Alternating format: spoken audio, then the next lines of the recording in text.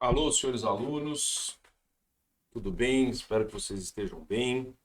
Hoje nós teremos a nossa aula num formato um pouco diferenciado, um formato gravado para aproveitar e otimizar o nosso tempo, porque faremos a nossa avaliação no horário de aula e estou, portanto, disponibilizando essa gravação do último tema que nos cabe para que nós possamos encerrar o nosso semestre contemplando a plenitude do nosso conteúdo programático. Então, nesse bimestre, nós tratamos das garantias constitucionais e nas últimas aulas vimos tratando sobre os remédios constitucionais, os instrumentos processuais colocados pelo Constituinte à disposição do povo brasileiro para fazer valer, para garantir o pleno exercício dos direitos constitucionais. Né? Falamos do habeas corpus, o primeiro remédio constitucional por excelência. Né? Vimos que o habeas corpus nasce como uma ideia de proteção do direito de ir e vir, e ao longo do tempo, especialmente no Brasil, ele vai evoluindo e vai se tornando um instrumento mais complexo, tendo como objetivo não só resguardar e proteger o direito de ir e vir, mas de ter também o objetivo de preservar outras ilegalidades e outros constrangimentos ilegais por parte das autoridades públicas.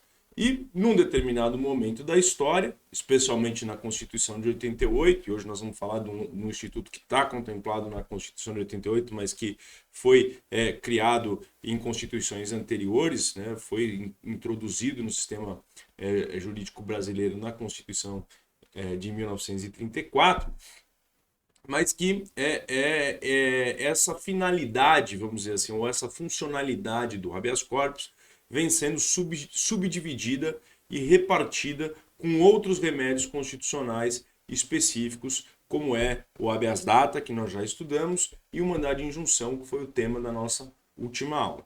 Hoje nós trataremos do remédio constitucional subsidiário. O habeas data, o habeas corpus e o mandado de injunção, eles têm finalidade específica, eles têm objetivos específicos. E qualquer outra espécie de constrangimento ilegal não amparado pelo habeas data, pelo habeas corpus e pelo mandado de injunção será protegido por meio deste remédio constitucional de natureza genérica chamado de mandado de segurança. Tá? Então, hoje nós vamos tratar do mandado de segurança, né? Lembrando, como eu disse, que ele foi introduzido no direito brasileiro em 1934, após a revisão da doutrina brasileira, que vinha já considerando o habeas data como um remédio amplo, um remédio capaz de se prestar a corrigir qualquer tipo de constrangimento ilegal. Né?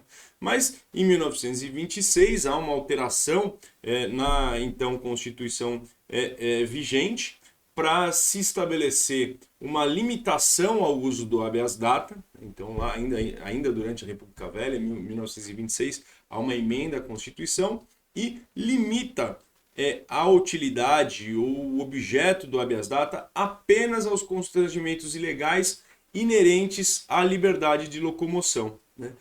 Ficando neste momento histórico de 1926 até 1934, o povo brasileiro carente, né, de um remédio constitucional que se prestasse a protegê-lo de qualquer outro tipo de constrangimento ilegal por autoridade pública que não estivesse diretamente relacionado com a liberdade de locomoção. Tá? Isso foi corrigido na Constituição de 1934, sempre fazendo aqui a observação de que a Constituição de 1934 foi uma Constituição pró-jurídica, né? Ela foi uma Constituição democrática, ela foi uma Constituição que procurou levar o Brasil a um modelo mais próximo de um Estado democrático de direito, suprindo as carências que a Constituição de 1891 possuía, né? Uma Constituição promulgada por uma Assembleia Nacional Constituinte, e essa Constituição, inspirada em modelos internacionais, introduz no Brasil, né? Se inspirando muito fortemente no direito constitucional mexicano, onde havia lá o juízo de amparo, né?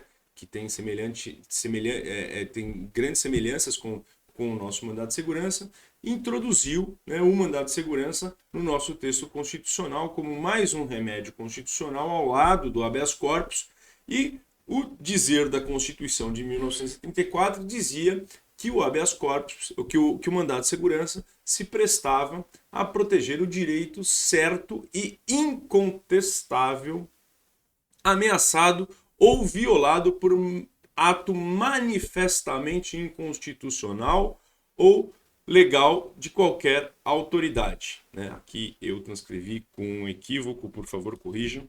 Ilegal, né? Inconstitucional ou ilegal de qualquer autoridade.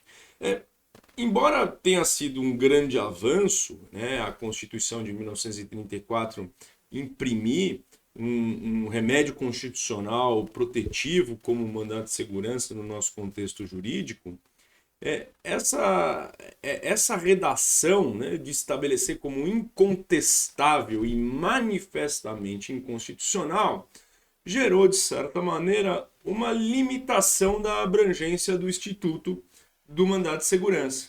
Ou seja, era necessário que se demonstrasse uma violação inequívoca, uma violação explícita e irrefutável de inconstitucionalidade ou de ilegalidade para que se pudesse conceder um mandado de segurança. Então, embora tenha sido um avanço diante do retrocesso de 1926, ela se mostrou como um avanço tímido, especialmente da maneira como a jurisprudência assimilou a interpretação desse dispositivo constitucional. Bom, nós acompanhando a história do Brasil, 34 nós temos uma Constituição democrática, mas logo em seguida, né, uma Constituição que teve uma vigência efêmera, né, e durante o tempo que viveu foi maltratada, vamos dizer assim, por os exercentes do poder. Em 1937, com o endogolpe, né, quando o autogolpe do Getúlio Vargas, que chega ao poder em 30, governa autoritariamente até 34 com a outorga da Constituição, de 34 a 37 governa com certa dificuldade de diálogo com os demais poderes, e em 37, né, num contexto mundial de movimento dos estados para a concentração do poder, para um estado mais autoritário, impõe a Constituição de 1937, que por seu caráter autoritário, né, suprime o mandado de segurança do contexto constitucional brasileiro. Então a Constituição de 37 expurgou esse remédio constitucional, esta proteção, essa garantia constitucional do contexto constitucional brasileiro, que veio a ser reinserido no nosso contexto jurídico apenas com a Constituição de 1946. E desde então, esse instituto permanece vigente na história do constitucionalismo brasileiro. Então, até 1926 nós tínhamos o habeas corpus, percebo que eu tenho aqui mais um erro, que eu coloquei habeas data, mas obviamente que é a doutrina brasileira do habeas corpus, não do habeas data, né? Então, a doutrina brasileira do habeas data, entendendo o habeas data como um remédio constitucional de amplíssimo funcionamento, né? Aí ele é restrito em 1926, supre-se essa carência do sistema jurídico brasileiro em 1934 com a introdução limitada do mandado de segurança, que em 1937 é abolido e retorna com a Constituição de 1946, com redação bastante próxima da redação que se manteve nas constituições vindouras e que permanece no texto constitucional de 88. Bom, o texto constitucional de 88 estabelece lá no artigo 69, no inciso 69 do artigo 5º da Constituição, que conceder-se-á mandado de segurança para proteger direito líquido e certo, não amparado por habeas corpus ou habeas data, quando o responsável pela ilegalidade ou abuso de poder for autoridade pública ou agente de pessoa jurídica no exercício de atribuição do poder público. Então veja, a redação da Constituição de 88 é um pouco mais amena e um pouco mais abrangente do que a redação da Constituição de 1934, que diria direito certo, incontestável e manifestamente inconstitucional ou ilegal de autoridade. Aqui basta que o direito seja líquido e certo, né, e que não seja amparado pelos demais remédios constitucionais, como o habeas corpus e o habeas data, e que esta coação venha de uma autoridade pública, de alguém que faz as vezes do Estado. E a grande inovação da Constituição de 88 com relação ao mandado de segurança foi a introdução do mandado de segurança na modalidade coletiva, né? Em que não só um indivíduo colocado numa situação de constrangimento pudesse manejar individualmente o judiciário para ter o seu direito prestigiado, como também, né, ele poderia ser substituído numa representação processual por uma entidade de classe que viesse a proteger com efeito coletivo, né, e de buscar um mandato com efeito coletivo para impedir o constrangimento ilegal. Então a Constituição de 88 foi inovadora ao trazer expressamente o Instituto do Mandado de Segurança Coletivo, né, que depois foi aplicado por analogia aos demais remédios constitucionais. Então hoje nós temos aí o mandado de injunção coletivo, como vimos lá na aula passada, que ele foi reconhecido pela jurisprudência do Supremo Tribunal Federal. E quem é que pode manejar, né, o mandado de segurança coletivo? Depois nós vamos mais adiante aqui na nossa aula ver com mais vagar o tema da legitimidade ativa, mas por hora apenas para reconhecer o conteúdo do texto constitucional. Ele colocou o partido político com representação no Congresso Nacional. Então lembra, né, quando a gente fala de partido político, o partido político ele tem a sua função primordial de ser um veículo das candidaturas, de empreender candidaturas para o acesso ao poder, mas que o partido político tem também outras funções além das suas funções eleitorais. Ele tem funcionamento parlamentar, tem legitimidade para propor ação direta de inconstitucionalidade, por exemplo, tem legitimidade para fiscalizar os poderes e tem legitimidade, inclusive, para propor mandado de segurança coletivo. E nós vamos ver mais adiante qual é a limitação do partido político com relação a essa legitimidade ativa de impetração de mandado de segurança. E, por fim, nós vamos ter as organizações sindicais, né, entidade de classe ou associação legalmente constituída e em funcionamento há pelo menos um ano. Então, quer dizer, eu não posso instituir uma entidade de classe oportunista com o objetivo exclusivo de promover um mandado de segurança. Ela precisa necessariamente estar constituída há mais de um ano da data da impetração do mandado de segurança e com legitimidade limitada à defesa do interesse dos seus membros ou associados. Tá? Bom, veja que a Constituição fala de entidade de classe com funcionamento há pelo menos um ano, né?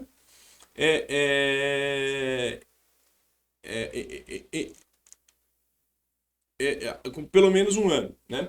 E a questão né, o que é uma entidade de classe com funcionamento há mais de um ano, né? O porquê dessa razão? É justamente para tentar impedir, né, com que se funde determinadas entidades única e exclusivamente com o propósito de propor um mandado de segurança coletivo num determinado momento oportuno.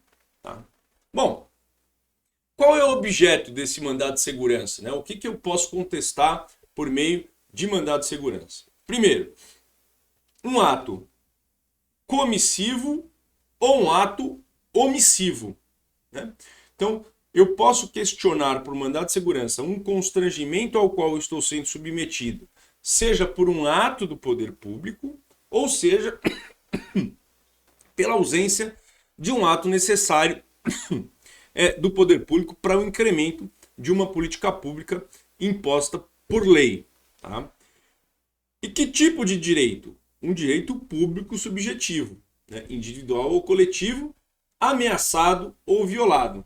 De modo que eu posso ter um mandado de segurança tanto para reparar, né, ou para suspender a eficácia de um ato de constrangimento ilegal ou para prevenir a ocorrência de um ato de constrangimento ilegal. Então eu posso, por exemplo, diante de uma lei inconstitucional que impõe a uma autoridade pública determinada conduta, me antecipar a conduta desta autoridade pública mediante um mandado de segurança, a impetração de um mandado de segurança preventivo, né, impedindo com que essa autoridade venha a cabo com a determinação legal inconstitucional. Tá?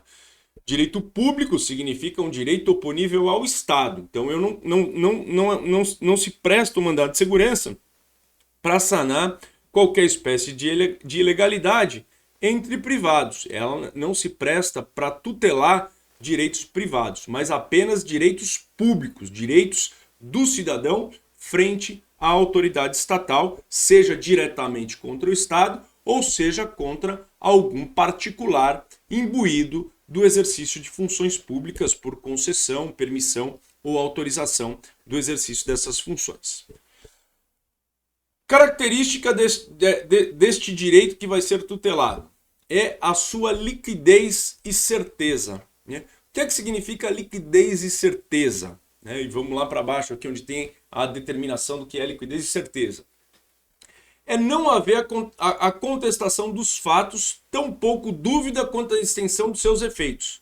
Então, a liquidez e certeza significa que os fatos ensejadores do direito e a extensão dos seus efeitos são prontamente comprovados por provas documentais previamente existentes. Tá? As provas são pré-constituídas. Diferentemente do que acontece num processo civil ordinário, né, em que eu alego um direito e reivindico uma dilação probatória, a produção de provas, a oitiva de testemunhas, a realização de audiências para comprovar os fatos ensejadores do meu direito, no caso do mandado de segurança, é um dos requisitos processuais da admissibilidade e processamento do remédio constitucional que os fatos ensejadores do direito estejam pré-comprovados. Né? Eu não terei espaço num procedimento de mandado de segurança de constituir provas, de produzir provas. Eu preciso apresentar de plano que o meu direito está sendo violado e qual a extensão da violação deste direito. E esta violação deve ser uma violação, obviamente, ilegal, né, ou decorrente do abuso do poder de uma autoridade pública. Então, como falamos aí há pouco, o direito é o direito público subjetivo. É um direito relacionado do cidadão frente à conduta estatal. O objeto está restrito àqueles não abrangidos pelos demais remédios constitucionais. O mandado de segurança é um remédio constitucional de caráter subsidiário, né? Ou seja, que não seja passível de ser tutelado por habeas corpus ou habeas data. Tá? E mais, eu tenho que comprovar que o socorro ao judiciário, né, seja ao judiciário de primeira instância ou seja ao judiciário colegiado, de que aquele constrangimento não é passível de ser corrigido por meio de recurso, seja ele administrativo ou judicial, com efeito suspensivo. No entanto, uma ilegalidade, um constrangimento ilegal em que caiba um recurso administrativo e que a mera propositura do recurso administrativo enseje a suspensão do ato que está sendo questionado, já afasta da possibilidade daquele ato ser questionado por mandado de segurança. Então, ainda que se fale sobre a inafastabilidade da apreciação do Poder Judiciário, do princípio da inafastabilidade da apreciação do Poder Judiciário, por meio de mandado de segurança, eu só posso me socorrer do Poder Judiciário quando eu não detiver outros instrumentos administrativos e judiciais próprios que possam me garantir, né, a suspensão, né, do ato que está sendo questionado. Tá? Bem como também não faria sentido que coubesse mandado de segurança contra a decisão judicial transitada em julgado. Né? Então, a coisa julgada é também uma garantia constitucional e que, portanto, não faria sentido que um processo que tramitou com dilação probatória e que viesse com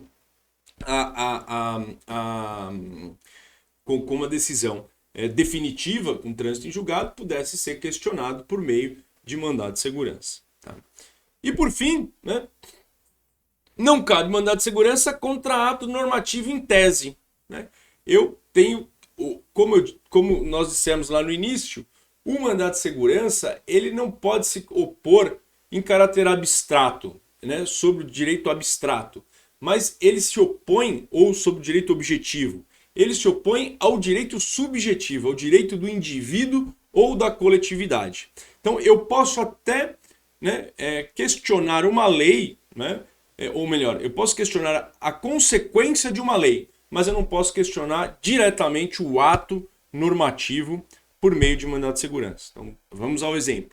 Se eu tenho uma lei tributária que impõe ao administrador o lançamento tributário de um tributo manifestamente inconstitucional, eu posso, por meio de mandado de segurança, me opor ao lançamento, seja em caráter de suspensão do ato já praticado, ou seja, de modo preventivo para impedir com que a autoridade administrativa lance um tributo que se baseia numa lei inconstitucional. O objeto do mandado de segurança é a minha subjetividade, é o meu direito subjetivo, de que o fisco não aplique uma lei considerada inconstitucional ao meu patrimônio, à minha esfera patrimonial, e não o ataque direto à inconstitucionalidade praticada pelo legislador. Então, sempre lembrando que o mandado de segurança é sempre contra um ato objetivo, ou melhor, contra um ato subjetivo e não contra um ato normativo em tese. Tá? E, né, como a gente está dizendo aqui que ele é contra um ato, que ele não pode ser contra um ato normativo em tese, mas há uma peculiaridade, né, que cabe mandado de segurança contra a tramitação de proposta de emenda à Constituição ou projeto de lei. Por quê? Porque a Constituição, no seu artigo 60, parágrafo 4º, estabelece que não será passível de deliberação, certo? Não será passível de deliberação proposta de emenda constitucional atentadoras aos direitos pétreos trazidos no parágrafo 4º do artigo 60 da Constituição.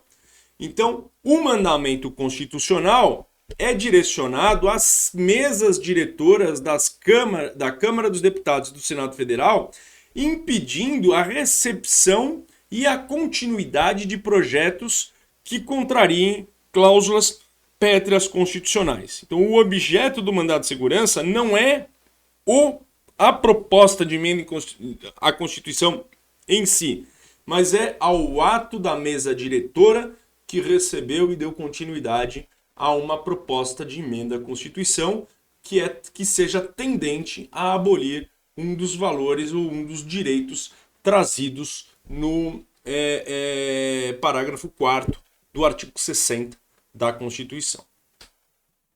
Bom, legitimidade ativa. Quem é que pode propor o mandado de segurança? O individual, qualquer pessoa, física ou jurídica, sempre em nome próprio.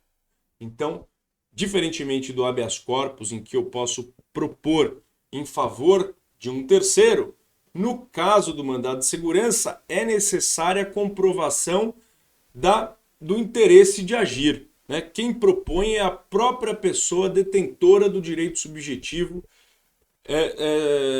sujeito ao constrangimento ilegal. E pode ser tanto uma pessoa física quanto uma pessoa jurídica. Tanto uma pessoa de direito público privado quanto pessoa de direito público, ou melhor, de personalidade jurídica de direito privado, quanto uma pessoa de personalidade jurídica de direito público, seja nacional, seja estrangeiro. Né? Então, todos os que têm atuação no território nacional, que estão no território nacional, são legitimados a se socorrer do judiciário para evitar a submissão a um constrangimento ilegal de maneira individual.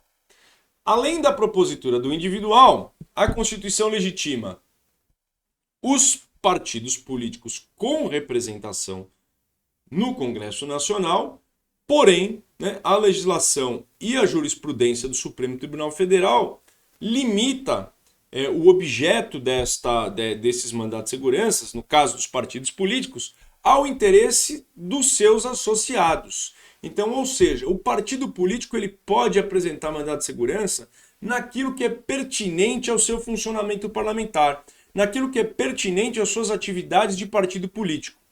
Diferentemente do que acontece com a legitimidade ativa dos partidos políticos para a propositura de ação direta de inconstitucionalidade, em que eles têm uma ampla legitimidade ativa para propor ação direta de inconstitucionalidade sobre qualquer tema referente à sociedade brasileira, no caso do mandado de segurança coletivo, ele só pode se insurgir contra constrangimento ilegal que representar uma violação do direito do partido enquanto instituto ou dos seus filiados no exercício da sua função, das suas funções políticas. Então, como dissemos lá, por exemplo, um partido político está legitimado a entrar com um mandado de segurança contra o ato do presidente da Câmara que recebe e determina o segmento de uma proposta de emenda à Constituição que viole as cláusulas pétreas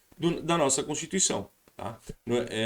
Mas, por exemplo, não pode haver um mandado de segurança coletivo de um partido político, né, se insurgindo contra a incidência de tributos, do aumento da majoração da alíquota, por exemplo, né, do imposto de renda, porque isso não é um tema inerente, não tem pertinência temática com os interesses do partido político.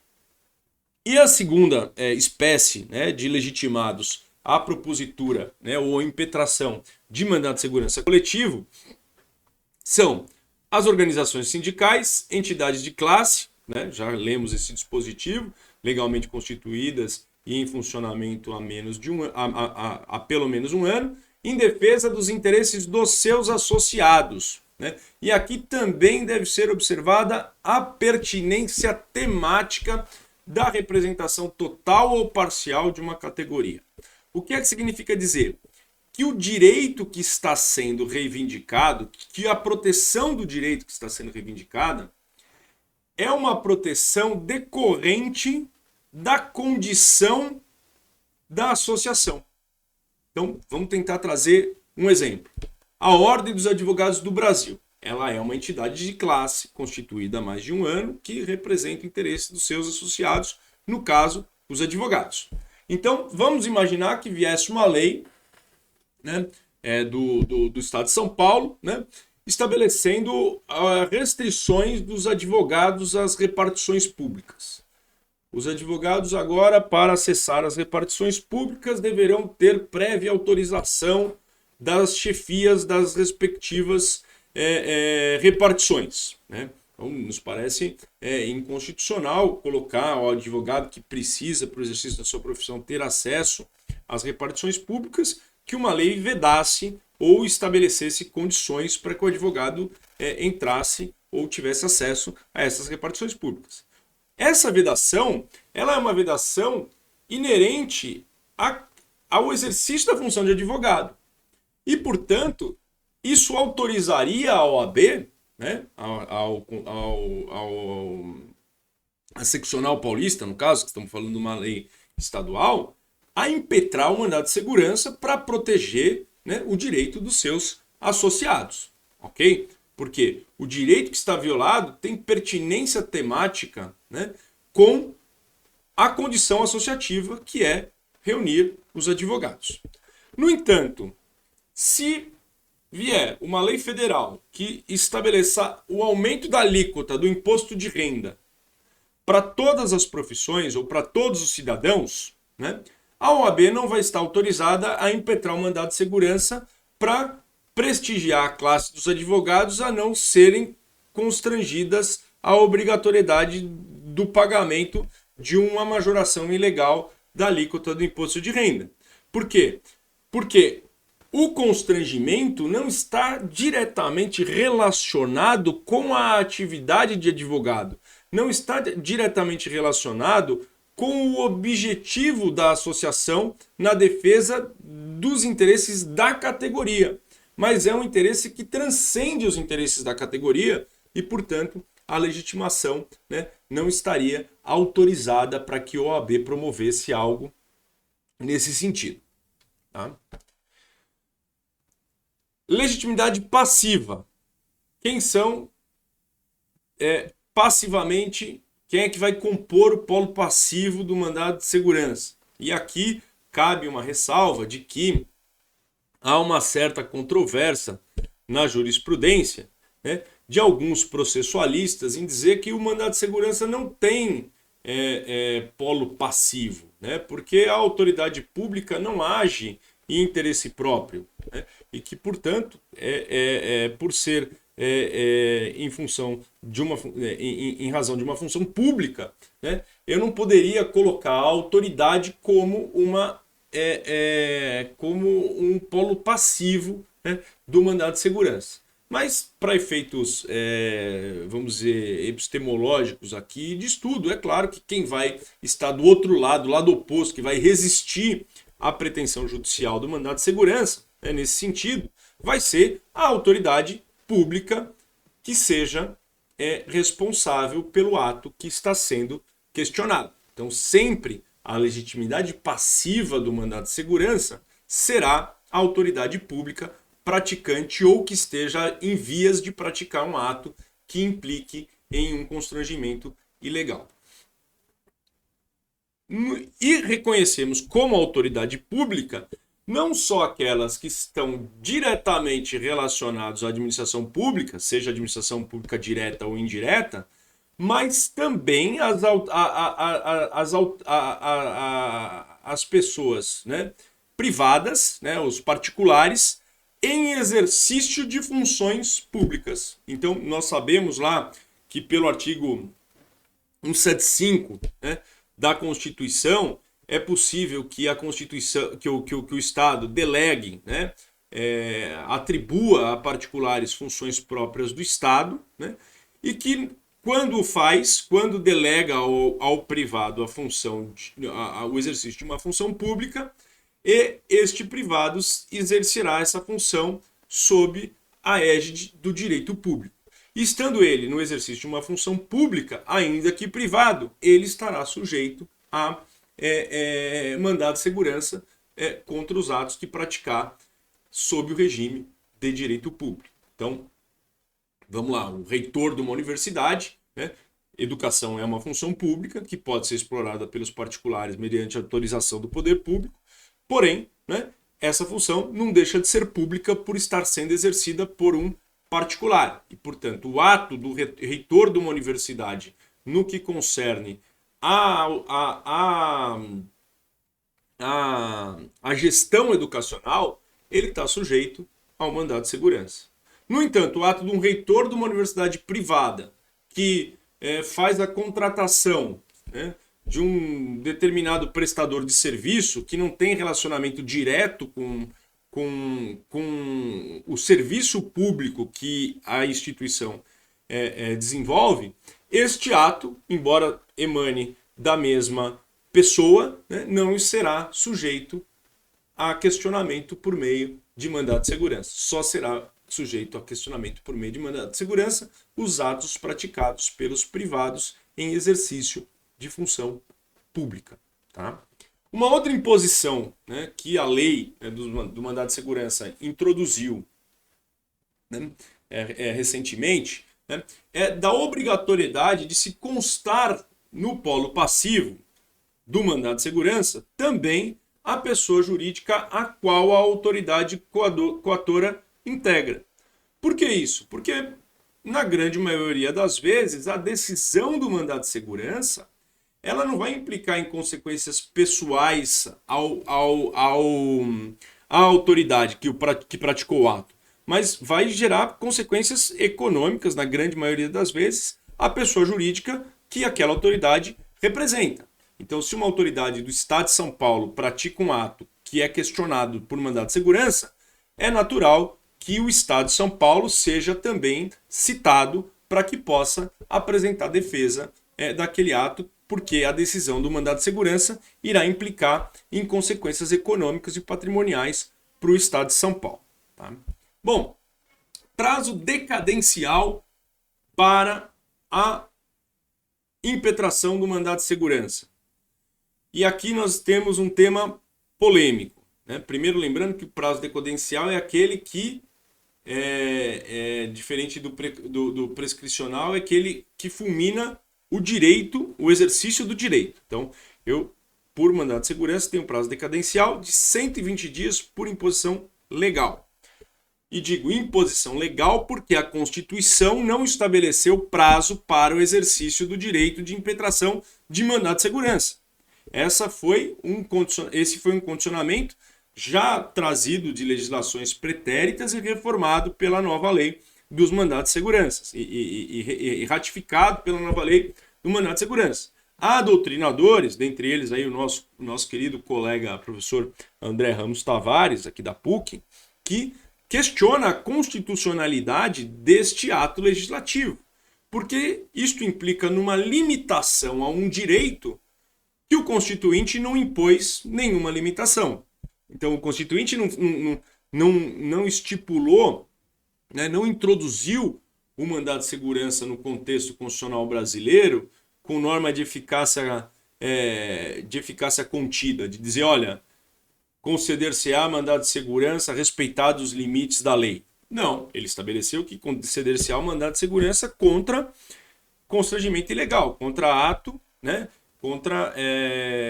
para preservar direito líquido e certo. E não disse qual era o prazo. Quem falou qual era o prazo foi o legislador.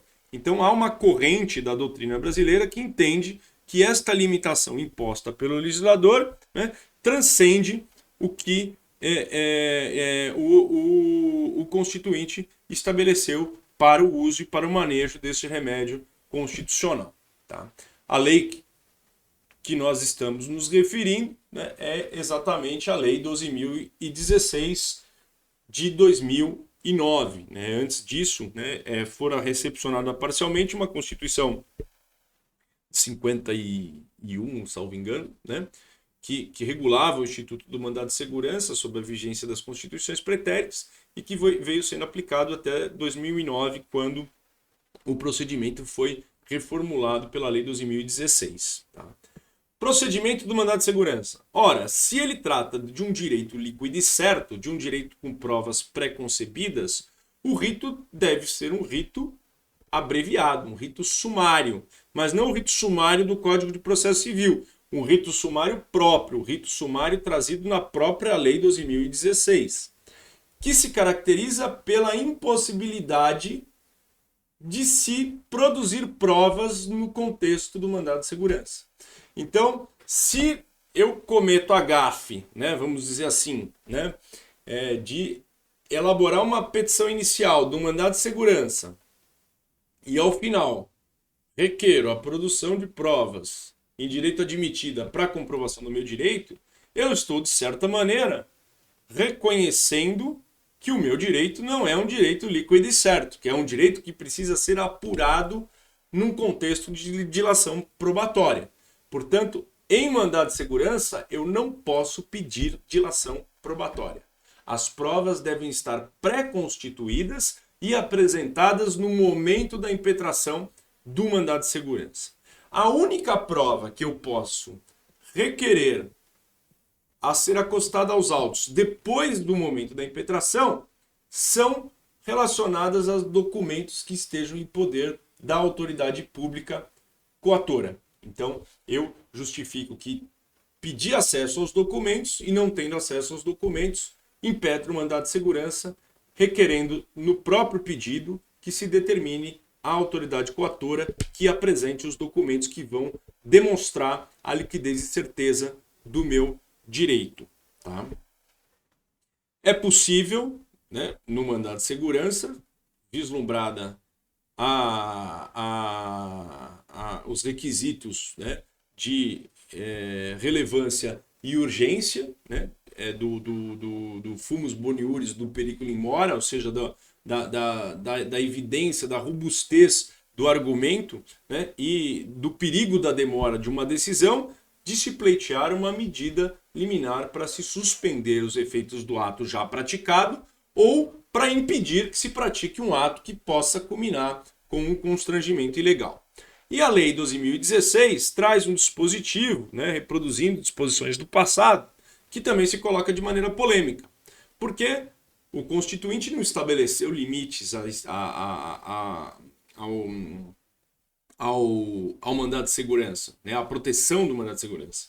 Mas a lei, no seu artigo 7º, parágrafo 2º, diz que não será concedida medida liminar que tenha por objeto a compensação de créditos tributários, a entrega de mercadorias e bens provenientes do exterior, a reclassificação ou equiparação de servidores públicos e a concessão de aumento ou extensão de vantagens ou pagamento de qualquer natureza. Então, ou seja, aquilo que implica, né, ao bolso do governo, aquilo que implica em possíveis majorações de despesas ao governo, né, impõe-se a impossibilidade da concessão, né, de medidas liminares, tá? O que é também bastante polêmico e bastante discutido pela doutrina.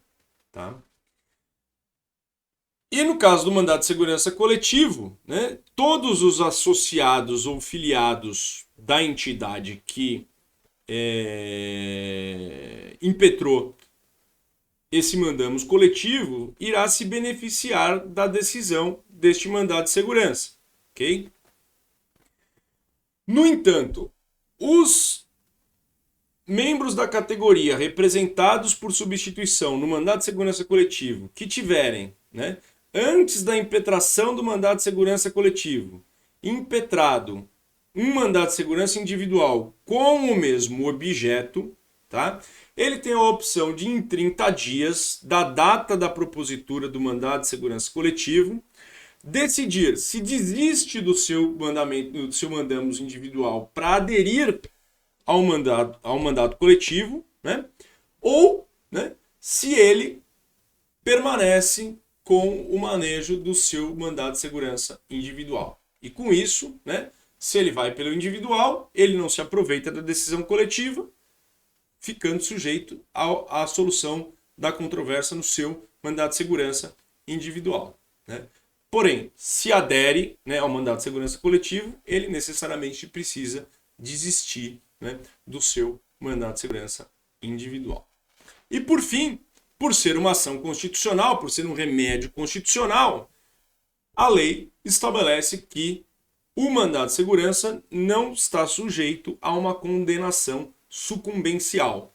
Então, ainda que o impetrante perca a demanda, né, não tenha êxito na sua demanda, né, ele não será condenado em honorários advocatícios e custas judiciais. E da mesma forma, se obtiver êxito na sua demanda, não fará jus de receber da autoridade coatora ou da pessoa a qual esta autoridade coatora está vinculada em receber uma condenação sucumbencial. Bom,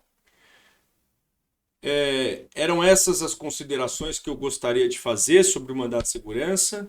Espero que o nosso curso desse semestre tenha sido proveitoso com relação aos direitos fundamentais e às garantias constitucionais. Desejo a todos vocês boas provas e bom descanso e boas férias. E no próximo semestre voltaremos a nos ver, sem prejuízo de que, havendo qualquer dúvida sobre esta aula ou sobre qualquer outra aula, eu permaneço em absoluta disposição de vocês pelos canais que vocês já conhecem, pelo e-mail ou até pela própria plataforma Microsoft Teams, por meio do qual nós estamos ministrando as nossas aulas. Então, muito obrigado pela companhia, né, ainda que virtual, nesse semestre, e agradeço a todos e bom final de semana, boas provas e boas férias.